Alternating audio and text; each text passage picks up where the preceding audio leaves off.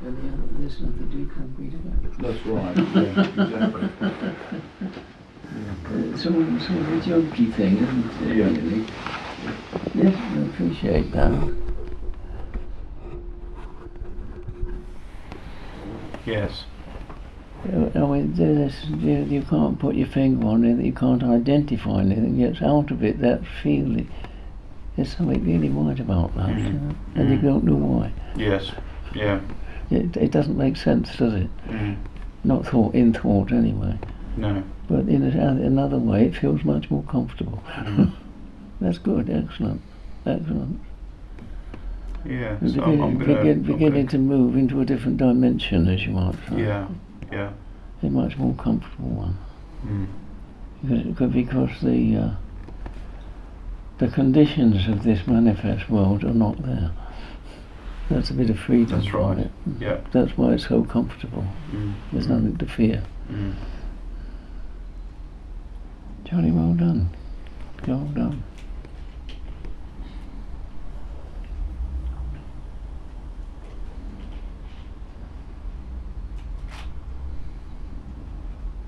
The strange thing is Reiki business too. It's surprising, you can feel it, can't you? Yes, I can, yeah. And there's nothing there. No. It's just an emanation, that's all.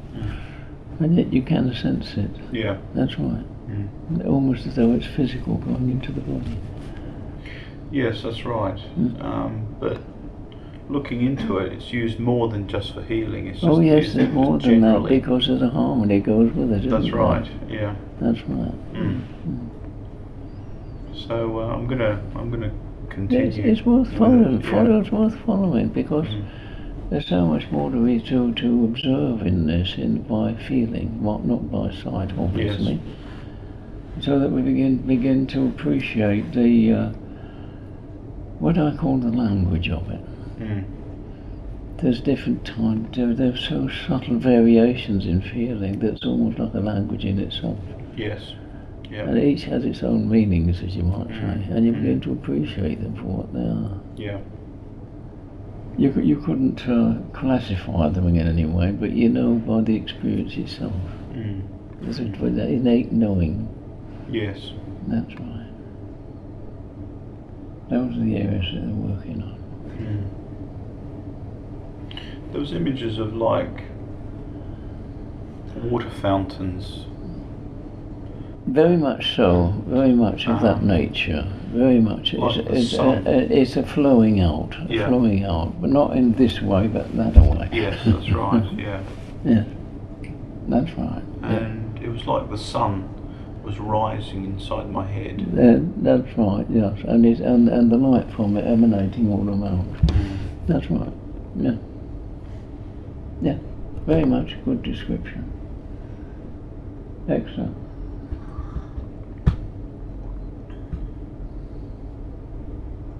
And in the experiencing, it's almost as though it's solid, like looking at that chair. Even more so, because you feel that it's more real. Yes. That's right. So the reality truly lies in the unmanifest rather than the manifest. Yeah. Good. Excellent. Anybody else notice? No? Yes, I noticed something in meditation some weeks ago. Normally if I feel into the centre, I would just feel into the abdominal area. Yes, quite. But I noticed... It goes beyond that, doesn't it? Oh yes, but what I noticed this time was it seemed to be just as strong in the chest area. Yeah. And I couldn't describe what the feelings were, except they were very strong, but the images I got, it was as though they were just shapes, but they weren't shapes because they had no form at all. Yes, they were morphic, as you might say. Yes. Yes. And I just sort of saw them in the chest area, just That's right. not doing anything, but definitely being there and definitely having some energy in them. And some sort of a quality going with them as well. Yes. And in the background all the time I always see this black colour, as though it's that's the background of all the images I keep getting. That's right, of course it is. I keep seeing that black in the background. That's right. I mean, it's just empty, isn't it? It doesn't have any shape or form. Yes. The background, I mean. And yeah, yes. But that's the void, the emptiness. Right. Everything arises out of the emptiness. Right. That's perfectly okay. And usually the arises first are qualities, as you might say, before they become manifest. And of course, if you get qualities arising which are being sensed in some fashion, we generally try to put some sort of image on, if we can, in order to recognise it. Right. Well, I just let this happen. But you can't. It is what the mind does in order to observe something which is not already there. Right. That's why amorphic, no shape or size, but something there. Yeah. Yeah. Very good.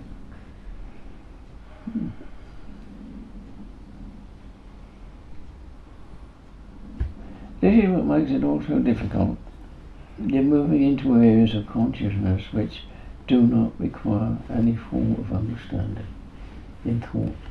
In fact, they won't go into thought, because thought is about manifestation, and these are not manifest. That's why the difficulty is that we're so used to identifying and association with identity that we can't see beyond that.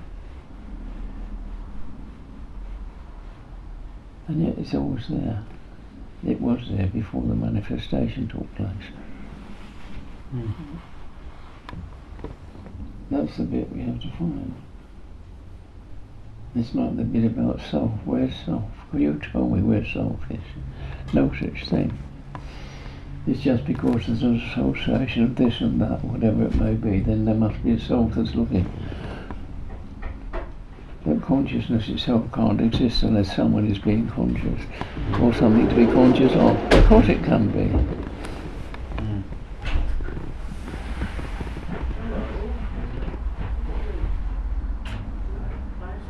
Yes, I am. Goodness gracious me.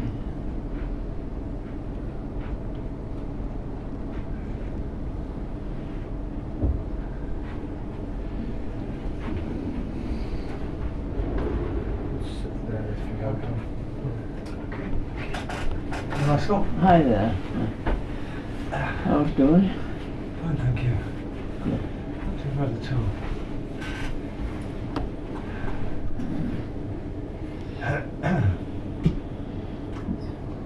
Don't be squinting, I can't see very well. No, I can tell you can't. The old sight's going. I have to squint a bit to see what I'm looking at. Well, it's good to see you anyway. Anyway, there. Jackie can't be here, but she asked me to give you her love. Hmm? Jackie asked me to send you her love. Ah, yes, thanks very much for that. Yes, very much appreciated. Goodness me. Down on your own then, are you? Yeah, I'm just down for work, so taking advantage. Or are you escaping the weather up there? Okay. Well, a bit of both.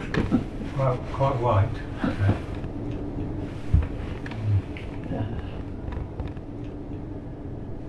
As we just, before you came in, we're referring to this unmanifest area, which is so very, very important,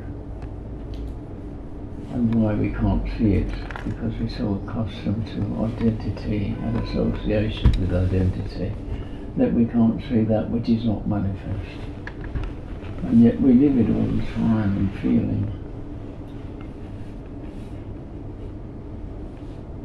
And usually with an association with something that is manifest. But there are areas in which there's no such thing, just the quality of being. Usually it's associated, I love this, I love that one. But it's a sense feeling, as you might say, and it's not wholly physical, is it? This is the point, you see, we live it all the time. And consciousness is there all the time. And the body responds to that consciousness just like that, without a single thought taking place. But we ignore it. Because we don't identify with these things.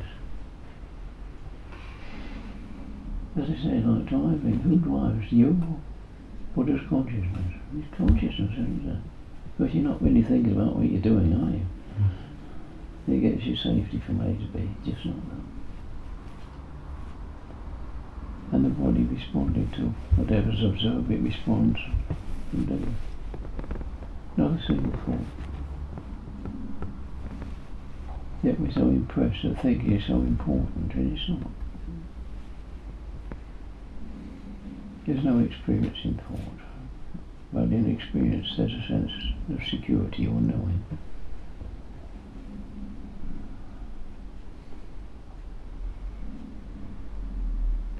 I suppose the most difficult thing of all is to appreciate the fact that consciousness can exist in its own right. It doesn't require anybody or anything to be conscious, or anything to be conscious of. A bit of a joke now, isn't it? Just consciousness there, and things respond. Because they're the same nature. Everything.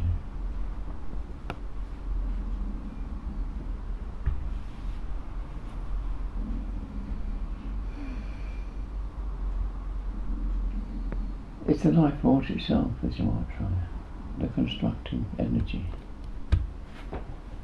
That's what consciousness truly is.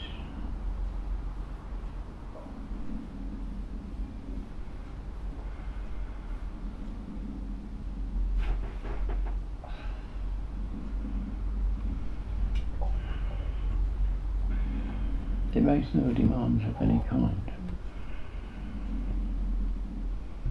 It just manifests these things and is aware of them, that's all.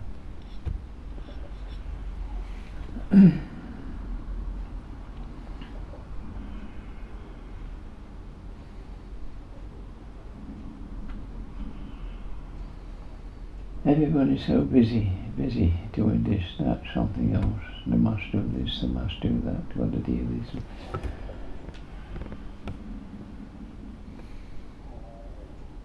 But the most revealing thing of all is just to be still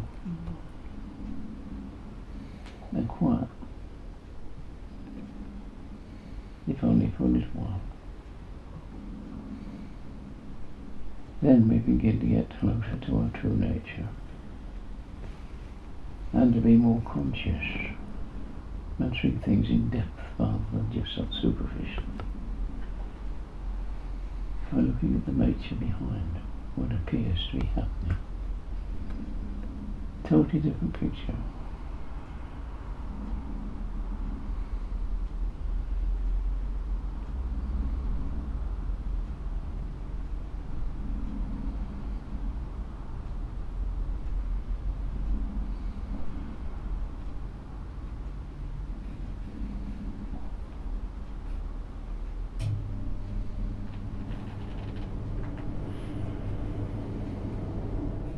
I remember one day, a long time ago, walking,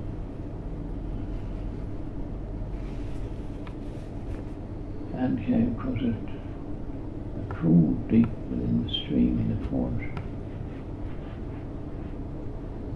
The depth was probably about 8 or 9 feet depth. But since it was so calm, you could see right down to the bottom.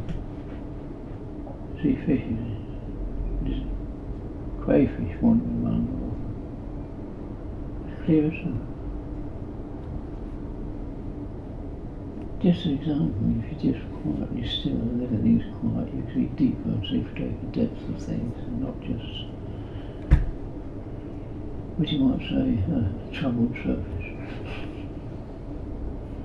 The same applies to our behaviour. Slow it down a bit. Have hope. You'll at least calm your troubles, if not more. Merely by slowing down. Because they won't exist. They exist only in the urgency. Where there's no urgency, you don't have the problems. A little thing in every day. Pressure on everybody to do this immediate. Slow down. Take your time. We're not machines. Creatures. And like everything else, whatever we observe or see to make any sense it takes, we need to dwell with it for a little while. So if we can digest it into our experience before we come up with identities.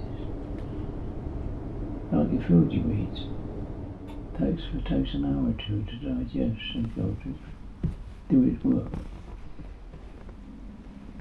So with things observed in any way, light, sound, taste, touch, you've got to examine them by your feelings, not just thought. Maybe 2 or 3 days and oh, that's what I was looking at. And you know. Slow down. Then you get things right. You know what they are, and they're no longer frightening. What we're frightened of is what we don't know. Or the possibilities that may arise because we don't know clearly. If it's known clearly, no problem. If there is one, we can take steps to deal with it. Not only through that clarity. When we're muddled up, we can do nothing.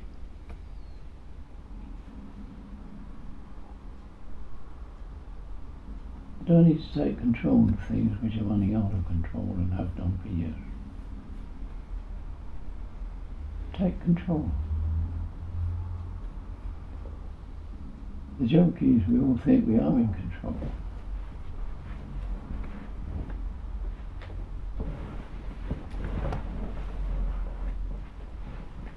We control our own thoughts. Why do we think thoughts we don't want to think? Can we stop thinking if we don't really want to? No, we're not in control. We just let them go and just observe something. No, we've got to try to wheedle them out and see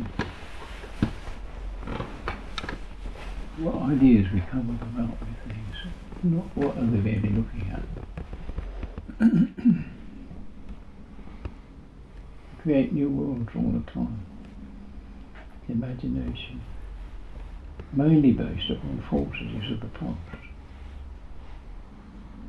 As we do in the past, so we are in the future. But where we are now is where we create the future. Make sure you get control of it now.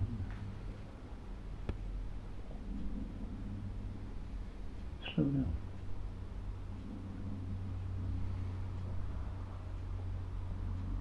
It's not difficult. Just makes a little bit extra effort to start with. But as it becomes habitual, it takes no effort at all. It just becomes the next thing. Like all habits. And there we have it. We're creatures of habit.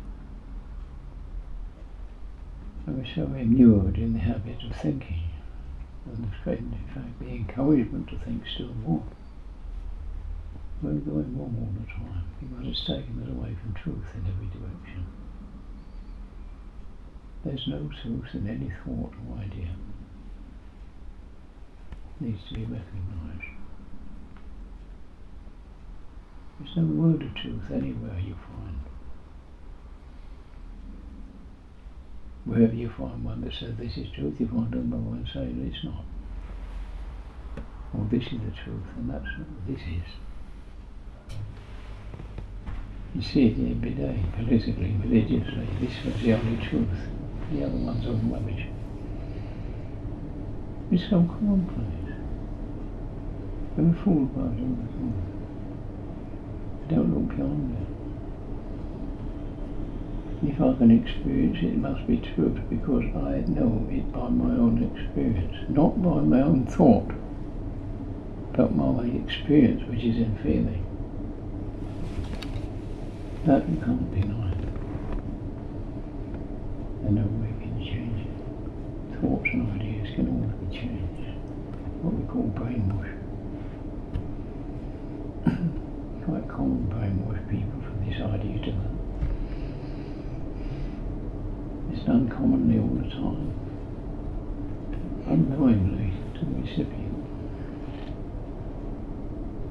who are doing the best they can to live more peacefully.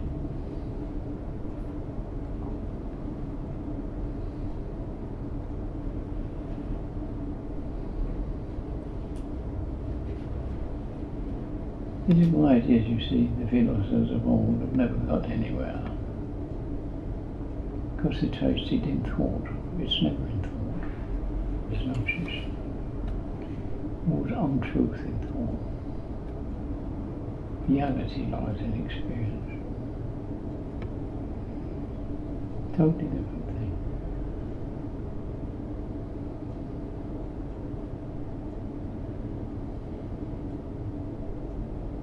Because we train ourselves to think in particular ways, we are unable to do things in any other way.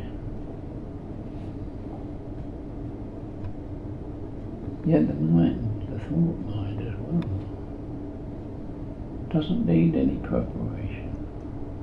It's quite capable of being empty, of dealing with anything that arises and do it well.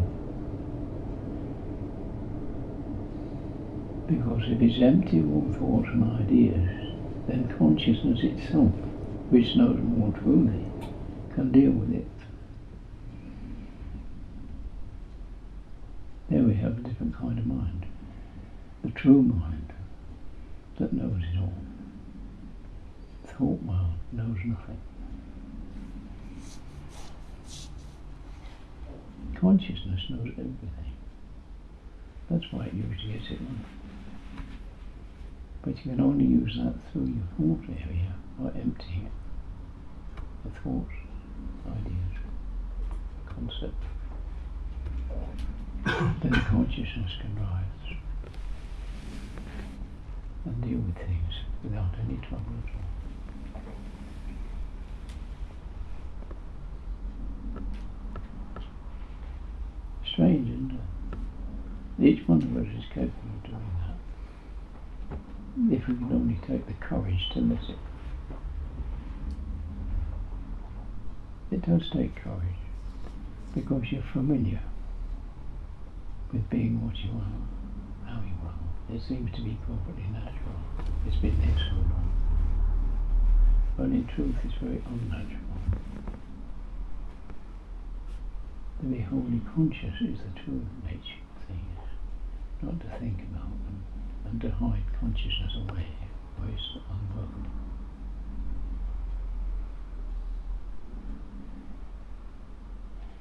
And yet in everyone's experience, it is there. If you look back to your own past, where situations arise and your instinct is to do one thing and the head says do the other and you do the other. And how many times have you done that? As, I know I should have done the other thing, but you never do it. You keep on doing it. You don't trust it. And that's the most honest part about it. We don't like honesty. We're so familiar with the dishonesty. That's our problem. That's why we suffer so much. We're being dishonest both to the world and ourselves at the same time.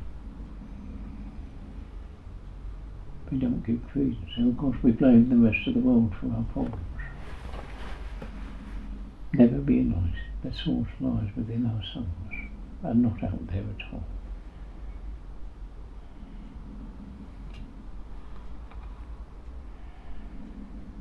The world is a big mirror. It merely reflects what we're giving it. Yes, it appears to come from out there, but we are the source.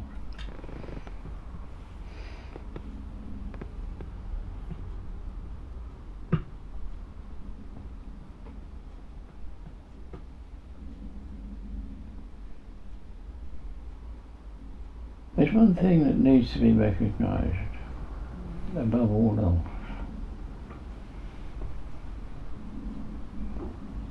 There is no time in anybody's life that at least God if not 90%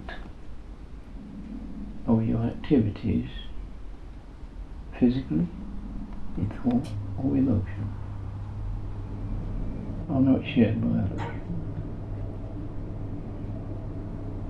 That's a tall statement, isn't it? And it can't be otherwise. This is the nature of things. We do share them. Unfortunately, we share them in the wrong way.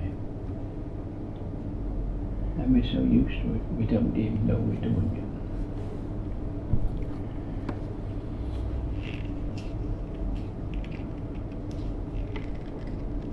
To some degree we share thought, but minimally. Emotions very much so.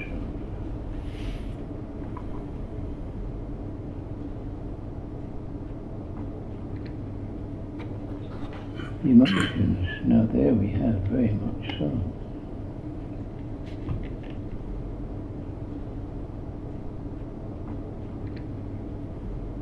All those things that disturb,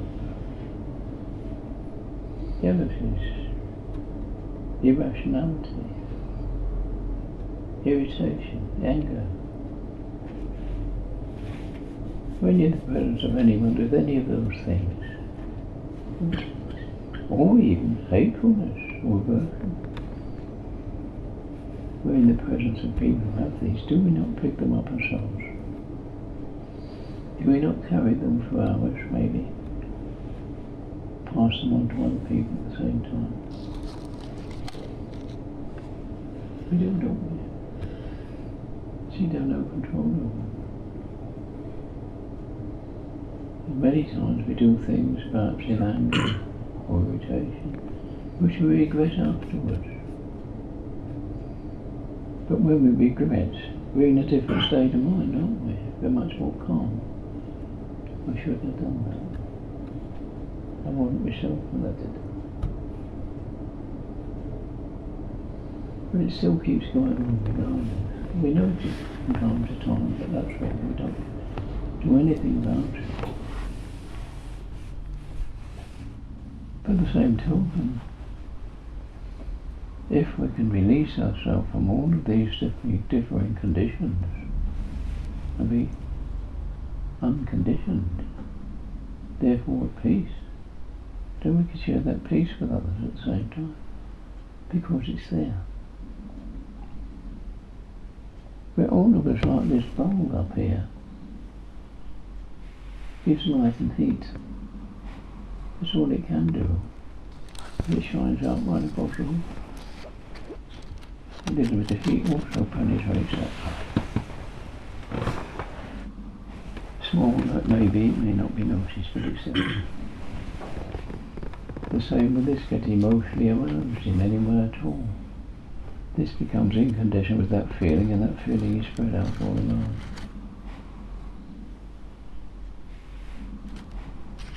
That's why people are really hit up. You don't want to be anywhere near them because their vibes are so tangible. And others are more quiescent. You really want to stay here with this one. I feel more at ease. True.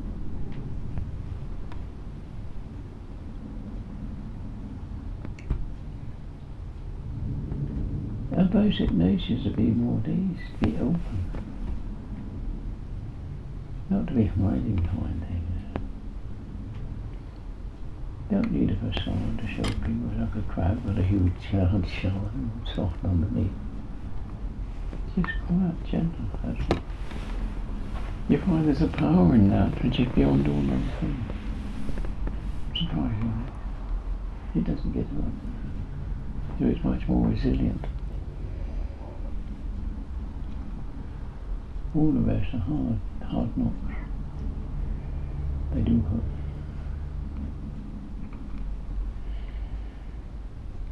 We don't need them.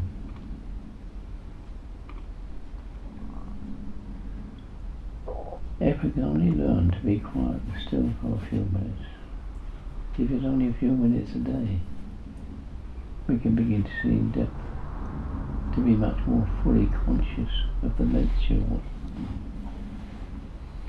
And by observing the nature of what we're approaching, we don't have to go there necessarily. We can go around it. Or not at all. But of course we do it blindly. We keep on pushing on. Blindly, not knowing what we're entering into. To be a little more quiet and still, you can be conscious of the nature lying behind and leave it. You know.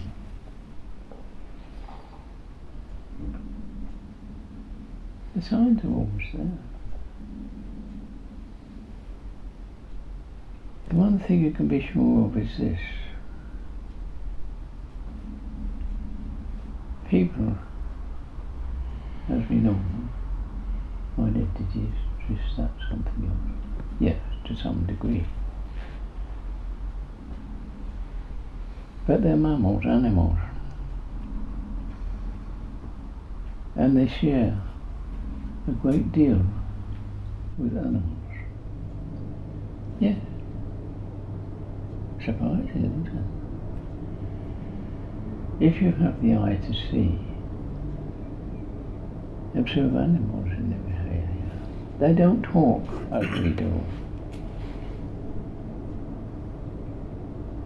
But they always show their intentions, if you can read the signs. And so do human beings.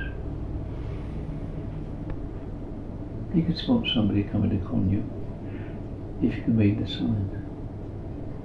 It's written in this posture, in every way. Is it not true? You can deal with this one, not with that one. It's that simple. And we don't even think about it. So we show all these signs without any words being spoken. My intentions. I'm being kind here, I want something of you, I want to. It's all there. Just like animals. I'm going to be friendly, I'm going to be hostile. I'm going to be simple as that. As long as you're not so bound up with words and identities, that's where you get lost. You don't see the signs anymore. That's why you get conned. Where you get done. Because you don't see the signs. Too busy thinking your own thoughts, but making assumptions about people that are not really there. Learn to see things as they are, and you find you can live much more comfortably. Because the signs are always there, and they tell you, leave this alone, go around it. Have a go at this, this will be better for everybody.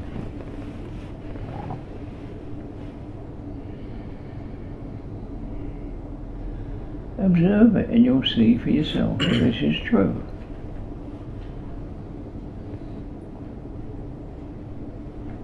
Make use of it. By looking a little bit more deeply, not just superficially.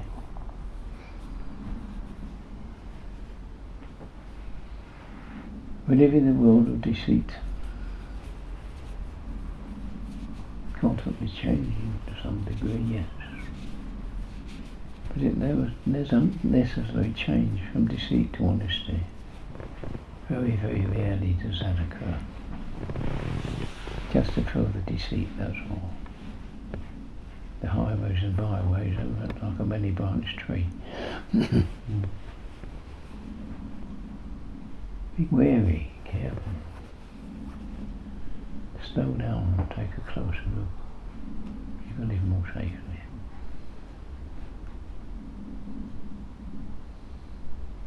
Above all, make sure that where you act is going to be beneficial, both to you and to those around you. Those around you is far more important than oneself necessarily. Hard to say, isn't it? But yes, it does mean that. Because as you give, so you receive.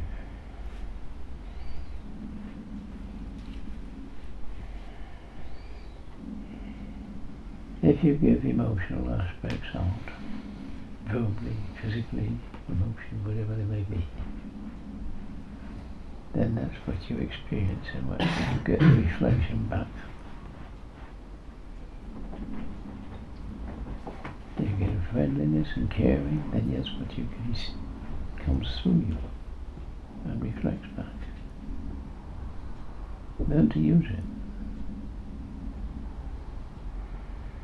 If you can learn to care for everything and everybody around you to some degree, if only for their well-being, and in the case of those who are extreme in any way, care for them to the degree that you'd like them to change to something better, rather than condemn them, then you find that caring stays with you. And when you start to blame them, you take on their qualities as well. And resent them. So you're taking on their qualities instead of giving them yours. A different quality, one that cares, then perhaps it might have an effect.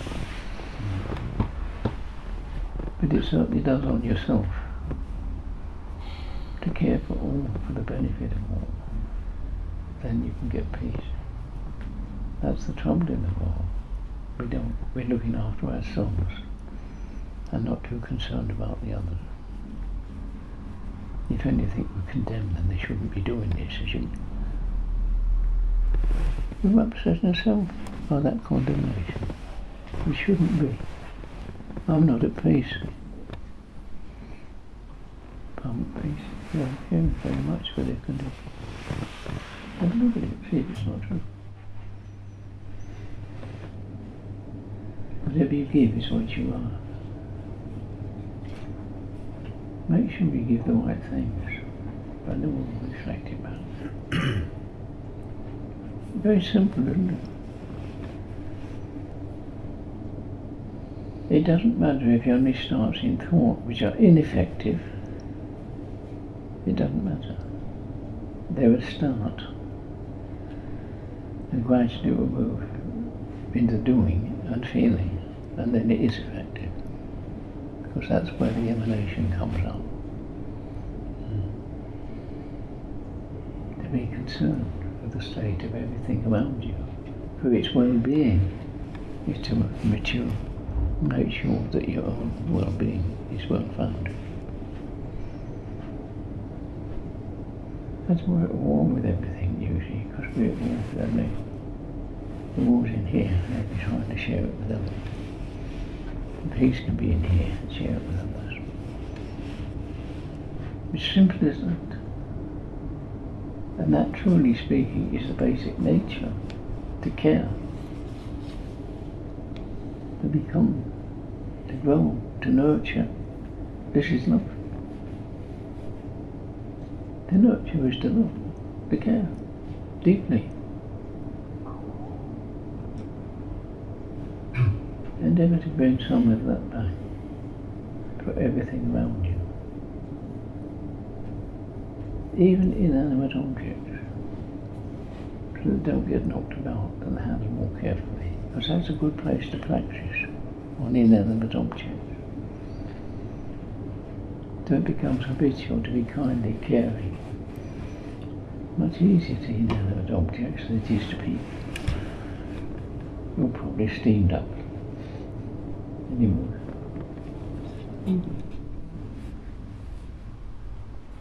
Have a look and see if it's not true. Play with it. Gently, see what happens.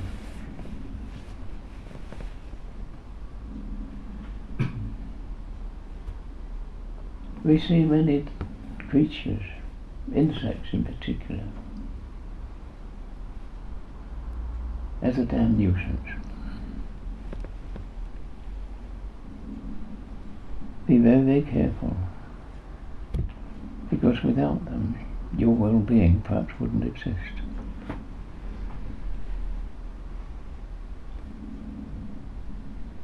They all have their purpose in the whole chain of events.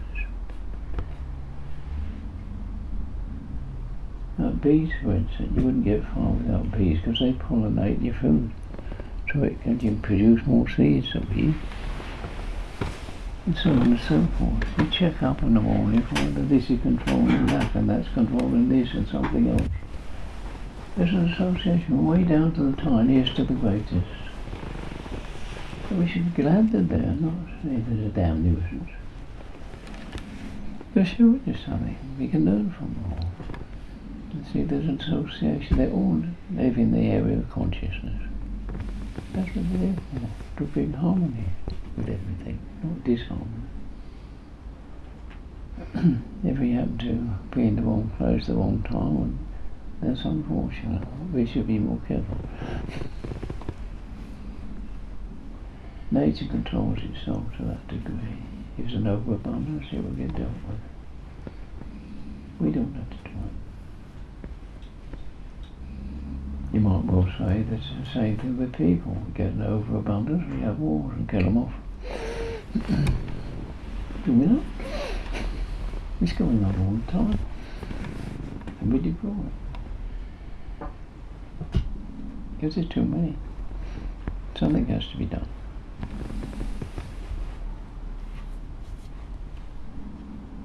I'm not advocating war by any means, but a little self-control would perhaps ease the situation.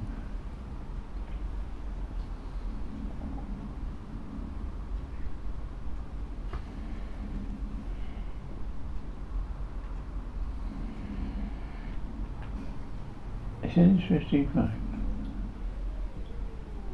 that generally speaking, the more poverty is, the greater the population. The richer it becomes, the less the population. So it makes the world a little richer and you control the population. There's a point of pondering.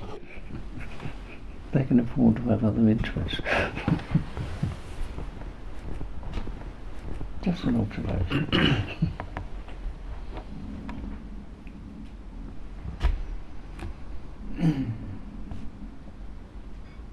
But this is it, to observe things as they are. There's nothing wrong with that. Things are as they should be, because the conditions that produce them. But unfortunately, in a manifest world as such,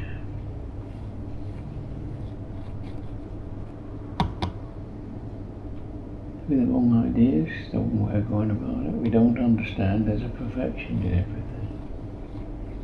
And we try to make things as perfect as we would consider them to be. And what do we consider them to be? For my benefit, regardless of anything else. It's about time we look the other way, for the benefit of the world, therefore me as well.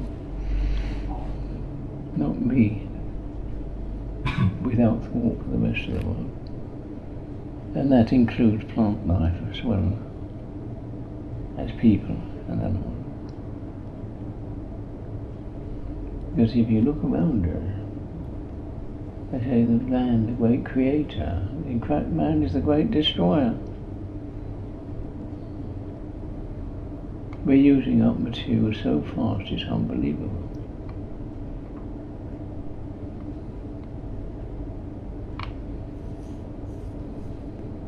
We're destroying the planet in which we live. Even to this day, there's hundreds and thousands of trees being felled in the Grand Forest. But they're the source of our air supply. What happens when you destroy them all? We don't. The same applies with iron. It's getting a bit short now. It's getting worn out. Have to keep recycling. Oil will run out in due course, the same as coal was. Gradually, we use up all the materials. So we're killing the planet. Can't we look to conserve it? Then we'd all be better off.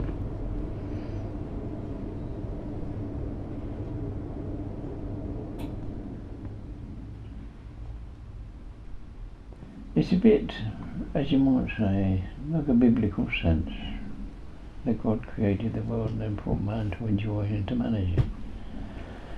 a man comes along and decides he owns it and does what he likes with it. Not quite the same thing as managing it, is it? You use the land in which you may dwell. It didn't say it's yours. You may dwell there. A big difference, isn't it? So possession, because he possesses it now, this has become different. There's a lot to be said for these things. To manage them is a different thing. Good husbandry, as you might say. To look after and care for, rather than destroy. Little things to think about. Have a look around you, see what we're doing.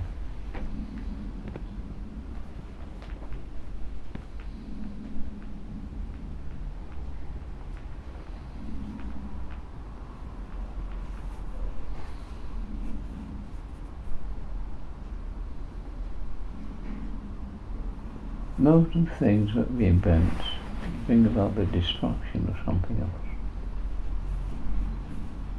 To a degree, the same with these wind farms. You wouldn't believe it, would you?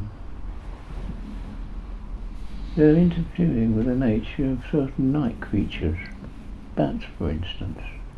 It knocks off their sonar. They can't exist in close proximity because they're they could probably get killed and fly into them. What's they do? It's surprising, isn't it? And other creatures as well, in similar fashion. And yet we live with them. And kid ourselves, they don't affect us in any way. They affect our brains. That no harm. We get so used to it we don't take any notice of it.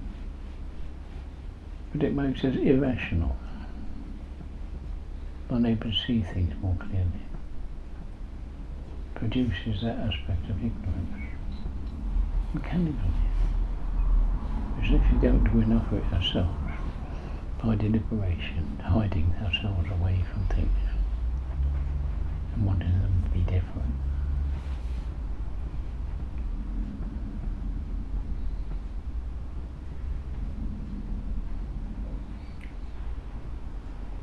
Of all creatures on earth, perhaps man is one of the most inventive, yes, is perhaps the most ignorant of them all. He doesn't live along with his natural environment. He was trying to change it one way or another.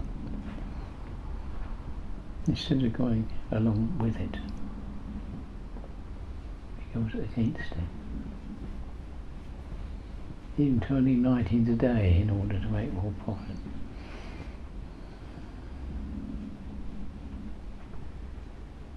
Not the way of things. It's natural to sleep in the darker hours.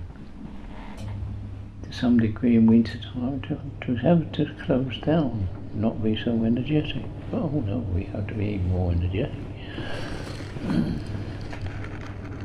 Even bears have got more sense. They go and hibernate. That's intelligent.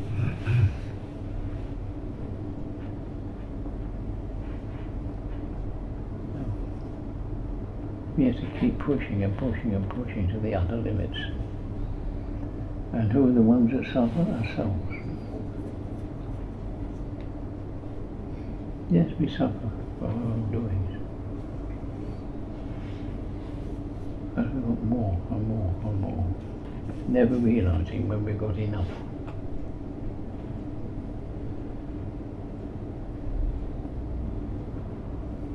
You've got to be better and better and better. And how do we need to manage that? When you look at the basic needs of any person, food, drink, clothing to keep you warm, shelter, maybe a cave, a house, whatever it may be. And to top it all, perhaps good company. What do you want? We're all troglodytes, we live in houses. They're man-made caves. That's troglodyte, isn't it? That's not a nice word, is it, troglodyte? But we all live in houses, don't we? They all live in caves.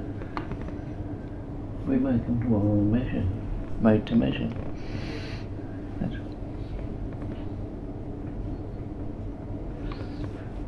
but anyway, they're the basic form of shelter. So it's still very primitive even there. You may tart it up to see this is a palace instead of a little house. But it's on you. Ego.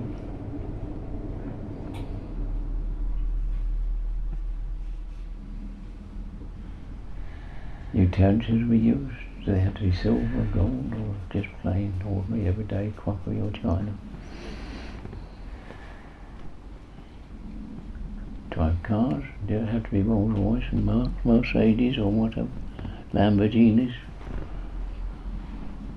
If you do, you're in trouble, or you'll be worrying about somebody going to scratch it or steal it. Possessions. They own you, not you own them. That's why you have insurance, to insure against such. Fear. We live in fear, because we can't live comfortably with everything. Whatever we've got is going to be, could be stolen. Insure it. Curious way, isn't it? If you haven't got much, how can it be stolen?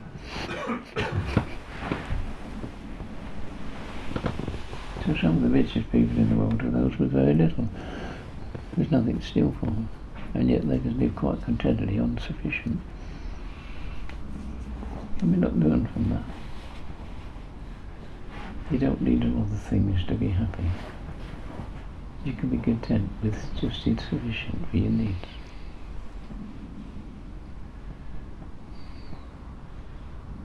Surprising, isn't it? Because in this day and age, the way we've created our world, it's a necessity to keep chasing after more, because constantly the prices are going up of everything and you've got to keep meeting the need. But it's all artificial, because they speed things up instead of slowing them down. Slow down. You won't need all these costs. Inflation will fall. Values will rise.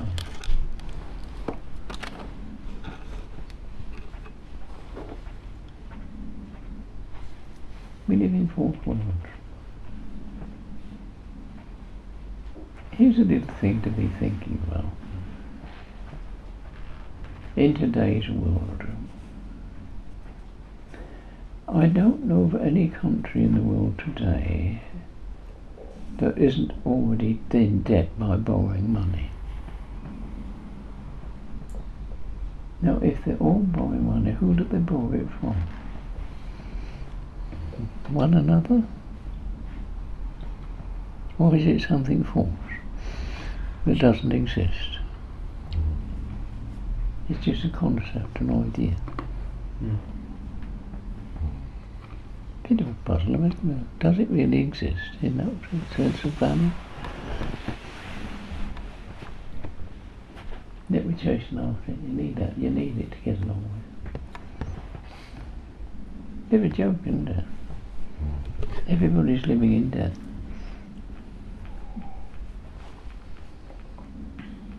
Even if you don't know it.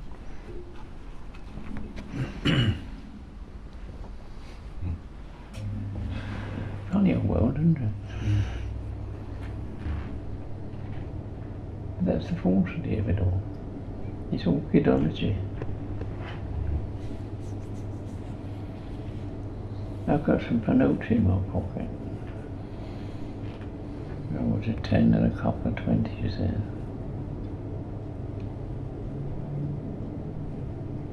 And what it says on them: I promise to pay the sum of. It's only a promise. There's no reality. You go and take a £20 note and ask the Treasury and ask them to give you the money. There isn't any. It isn't there. It's just a promise. So they were all living in debt. Bit of a joke, isn't it? same wherever you go. It seems to work because everybody believes it. But in truth, it's nothing new. It's pie in the sky. That's the falsity of things. With no real value at all. No real value. But we're so impressed by it. Wealth, possessions. We forget the value of company. That's the most important thing. Company. To live at peace with one another, in accordance with the well-being of one another. Not just me and my family, but everybody. Can't be lonely.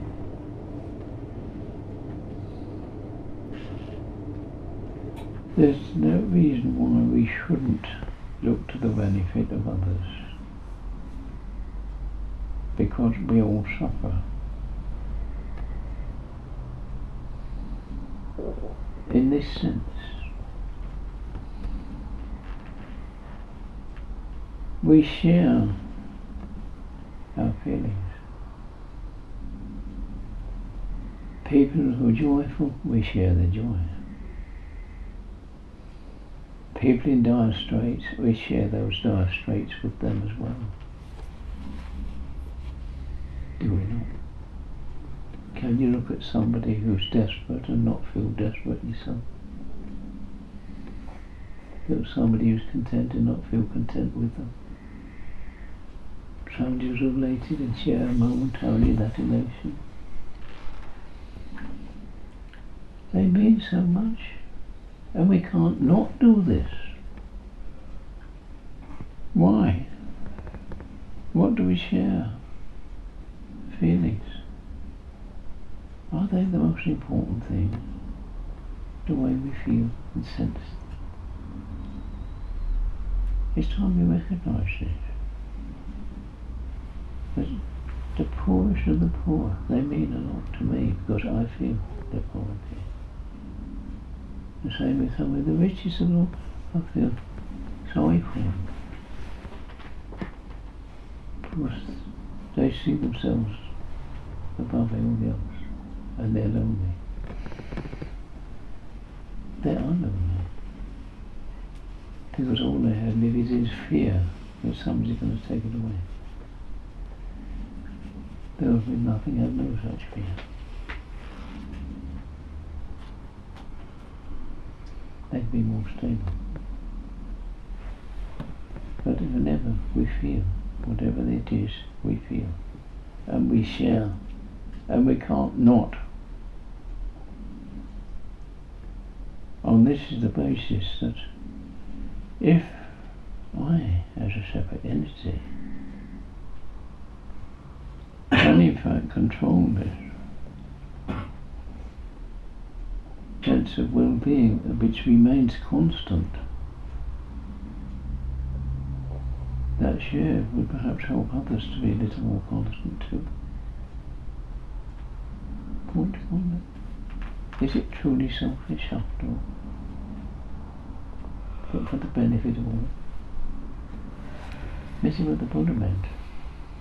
For the weal of the world do I tell you this. For the benefit of the world. But if you follow this, then this peace will come. Points to point like that. This is the basic nature. We can't not share things with one another in feeling. We may not share them in terms of wealth. That's not the point. Because we don't live there. That's only concept and idea. Superficial. But what really matters is how we feel. Is that not true? Yeah? It matters far more, doesn't it? How we feel as much as how we think.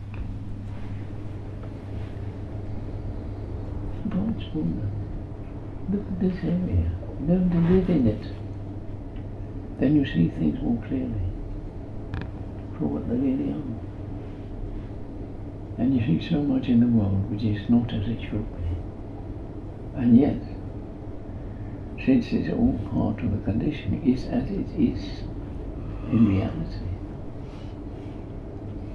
I may not like it, but I have to accept that this is the way it is.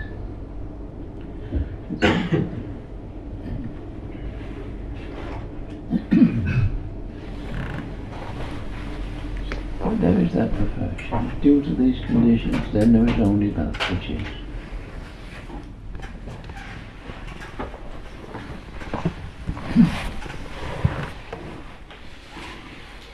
And we, in our own blundering way, are part of the conditioning, both to our own and other people's lives as well. Whether it's acceptable or not, it's still there. Sad, isn't it?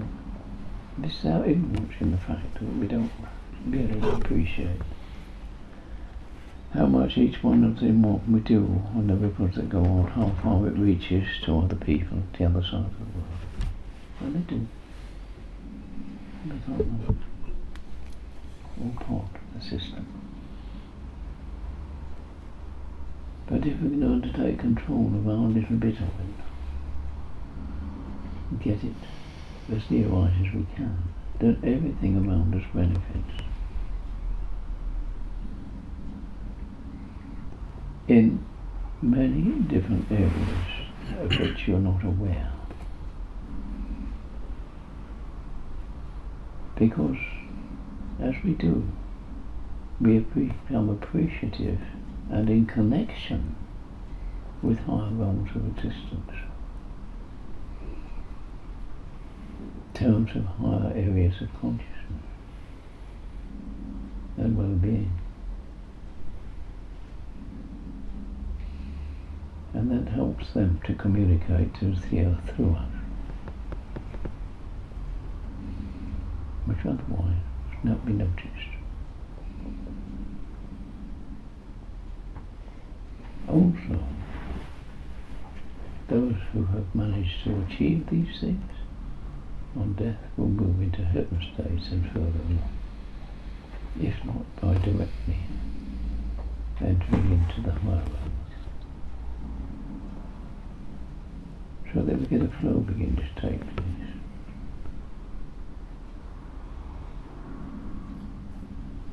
A downward influence and an upward rising. But purely beginning to level it out here.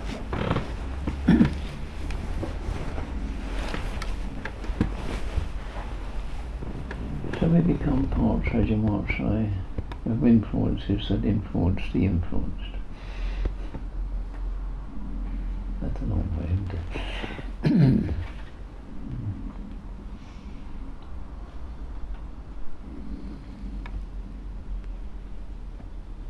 A little warmth of being, with warmth of feeling, goes a very, very long way. It helps the people to feel more at ease within themselves. Why? Ask yourself why.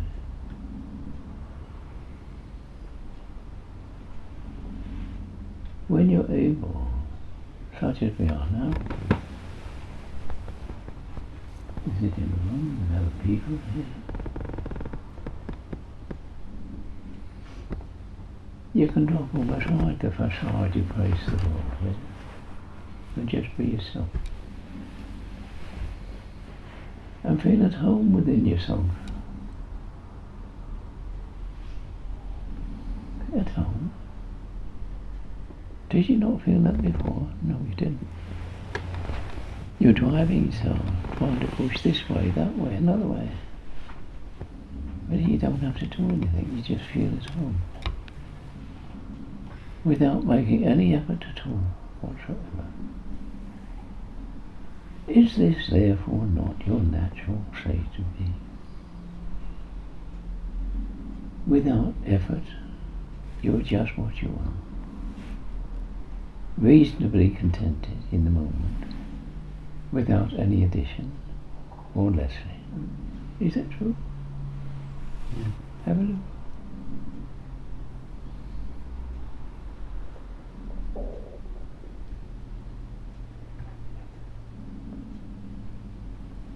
Where's the sense of ego, self-centered? Or are we just sort of sharing something altogether, a homeliness? Is it mine? Is it yours? Is it somebody else's? Or is it just a quality of being? Which I think you find it is, the quality of being.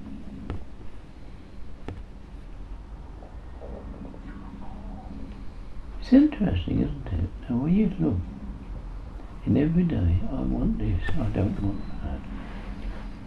Where did they go when you're sitting here now? Do you want to think more or less? You want to get rid of anything? Huh? You can tell.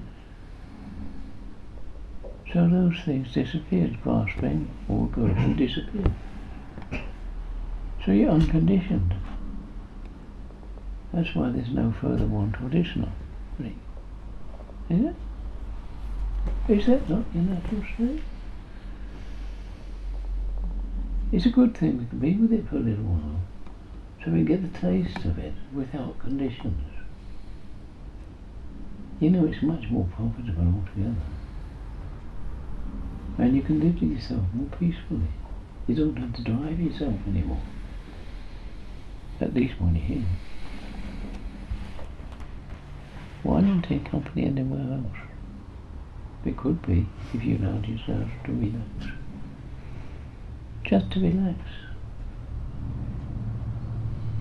Now there's a point, you see. Quite a few of these chairs are not very comfortable physically.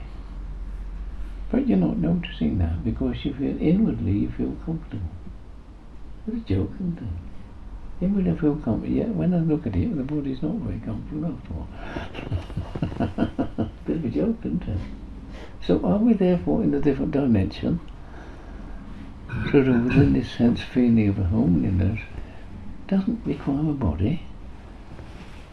Now there's the problem. It doesn't require a body. Is it physical or is it? It's not physical because the chair out there and the body's not all there. But I didn't notice that. I wasn't there.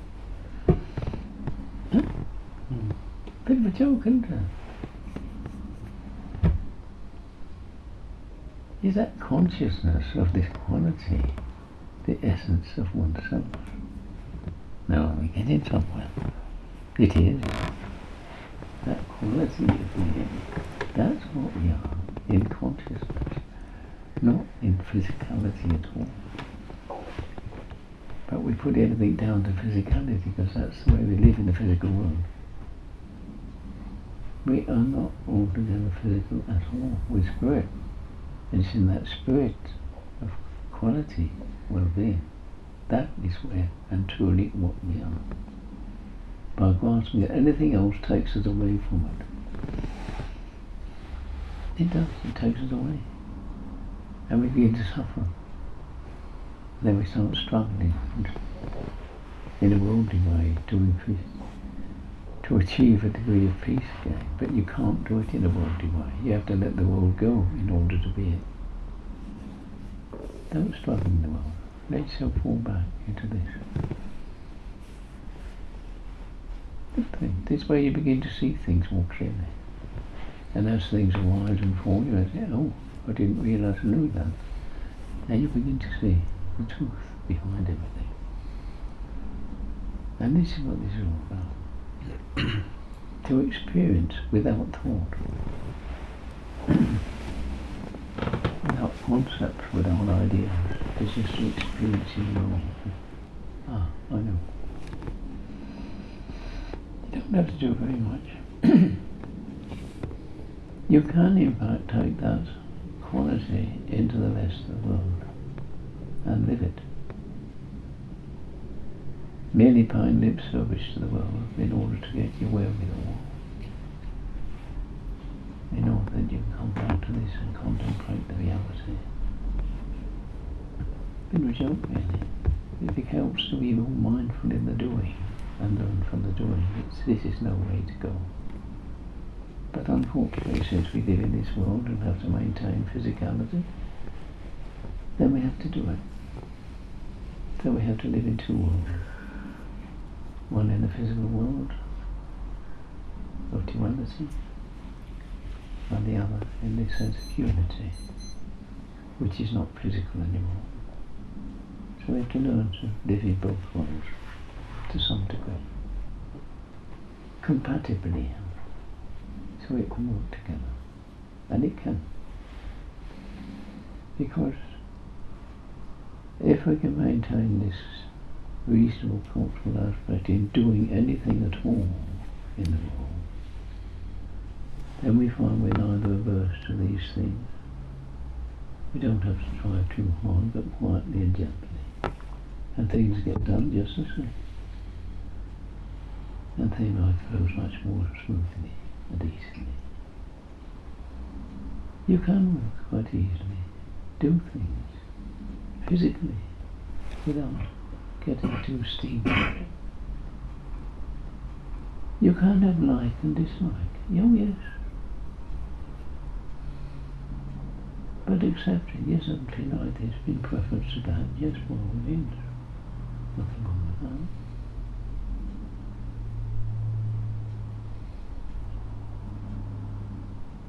that. As long as it's not just possession, then get rid of.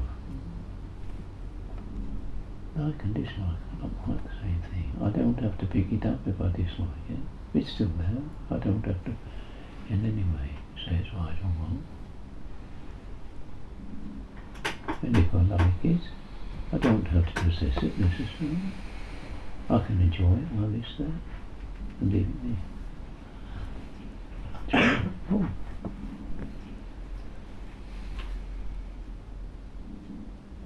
We all do it at times, you know.